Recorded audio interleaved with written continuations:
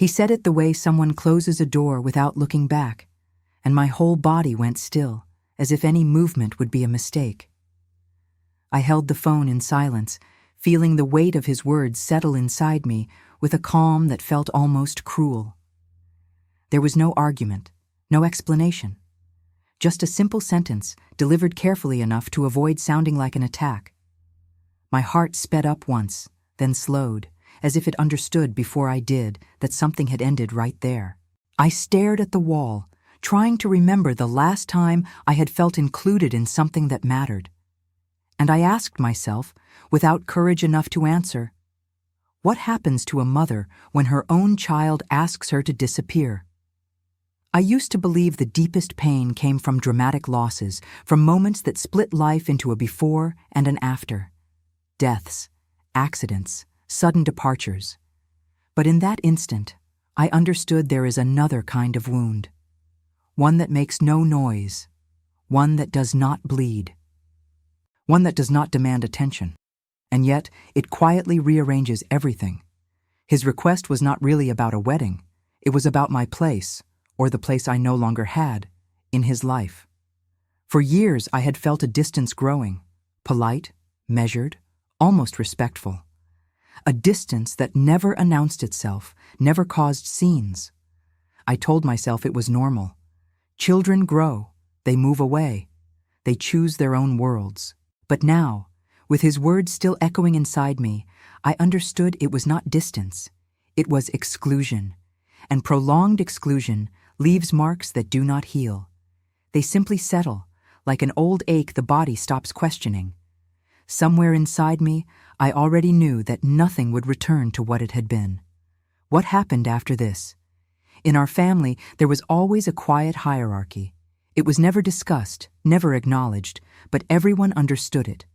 Some voices carried weight, others were merely tolerated.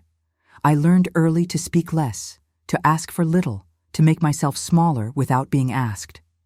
My role was never formally defined, but it was consistent. Support, adapt, understand. I became skilled at anticipating needs, at smoothing discomfort, at removing myself before becoming inconvenient. I took pride in being the one who did not demand space, who adjusted without resistance. When my son grew older, I carried this pattern into our relationship. I watched him make decisions, build his life, and I told myself that loving him meant staying out of the way, that presence should be subtle, that affection should not interrupt. Slowly, almost imperceptibly, I reduced myself. I reshaped my attention, my questions, my concern to fit the narrow space he seemed willing to allow. I did not notice the exact moment when care stopped being generosity and became erasure. There is one moment I remember clearly, years before the wedding, that stayed with me like a warning I chose not to read. We were all gathered for a simple lunch, nothing special, no tension. At some point, I suggested something insignificant, a change of time, a minor adjustment. He glanced at me briefly and said, almost laughing, "That's not really relevant." There was no sharpness in his voice, no intention to wound.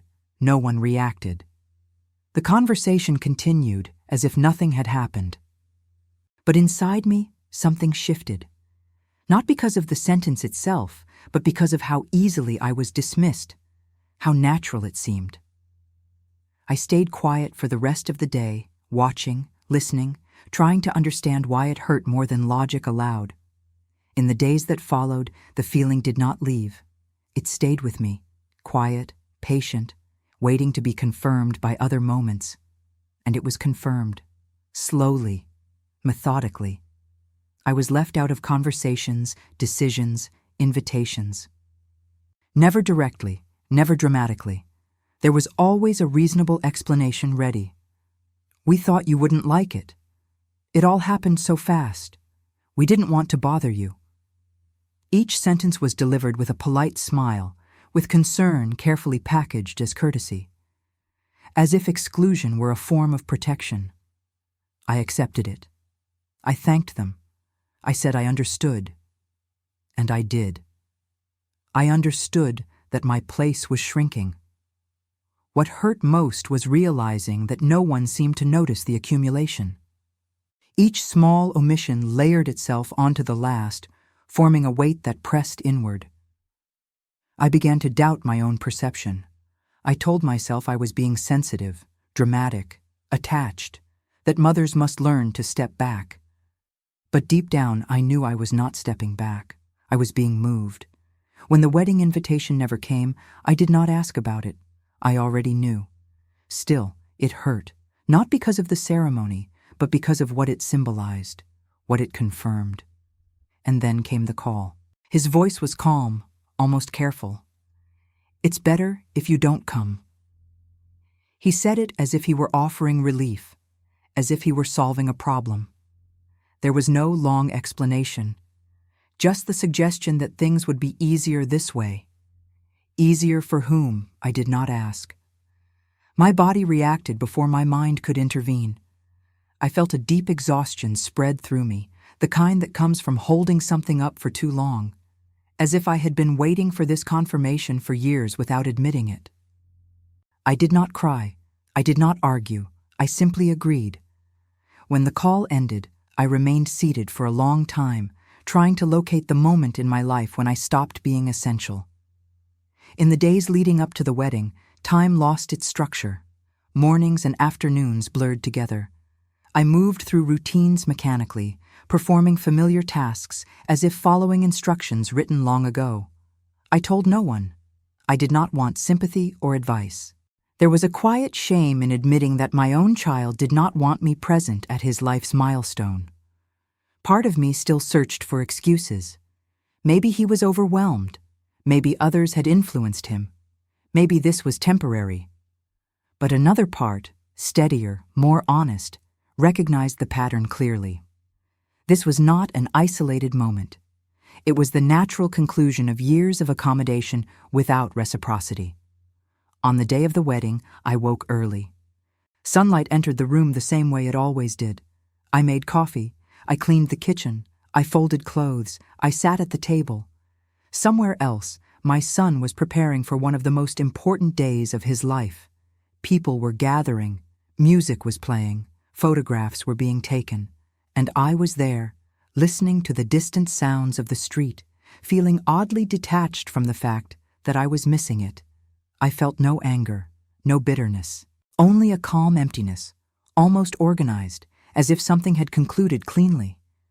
I realized I was no longer waiting, not for an apology, not for an explanation, not even for regret.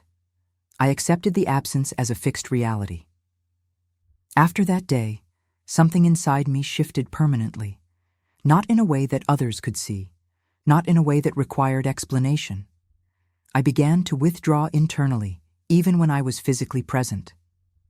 At family gatherings, I smiled, I spoke, I participated, but there was a layer of distance that had not existed before.